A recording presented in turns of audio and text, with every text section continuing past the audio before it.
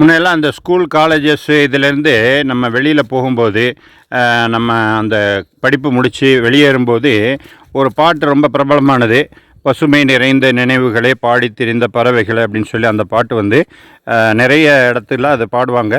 அது மாதிரி அதில் ஒரு வரி வரும், எந்த ஊரில் எந்த நாட்டில் எங்கு காண்போமோ அப்படின்னு சொல்லி.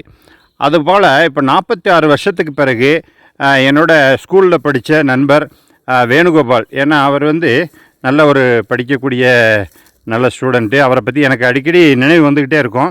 அப்புறம் ஒரு வழியாக அவங்க சொந்த ஊரில் இருக்க இன்னொரு நண்பர் சுப்பிரமணி மூலமாக அவருடைய ஃபோன் நம்பர் வாங்கி அவர் வந்து இப்போது சேலமில் இருக்காருன்னு கேள்விப்பட்டு அவருக்கு பேசியிருந்தேன். பேசி அப்பப்போ கான்டாக்ட் பண்ணிக்கிறது உண்டு. ஒரு முறை சந்திக்கணும் அப்படின்னு பேசிக்கிறது உண்டு. இப்போது அதுக்கான ஒரு வாய்ப்பு கிடைச்சிது. சேலத்துக்கு வரக்கூடிய ஒரு வாய்ப்பு கிடைச்ச உடனே அவருக்கு ஃபோன் பண்ணி கான்டாக்ட் பண்ணி அவரை போய் சந்திக்கணும்னு சொல்லி அதுக்கான ஏற்பாடு பண்ணி நண்பர் முஸ்தபா அவர்கள் இங்கே சேலத்தில் இருக்கார். அவர்கிட்ட சொல்லி அவர் மூலமாக அவரே கூட்டிகிட்டு போனார்.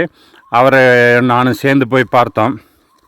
அவர் எங்களோட எஸ்எஸ்எல்சி படித்த பிறகு அதுக்கப்புறம் பல டிகிரிகள் படித்து நல்ல ஒரு நிலைமையில் ஒரு ஏஜிஎம் அசிஸ்டன்ட் ஜெனரல் மேனேஜர் அப்படின்னு சொல்லக்கூடிய அளவுக்கு பதவி உயர்வு பெற்றார்.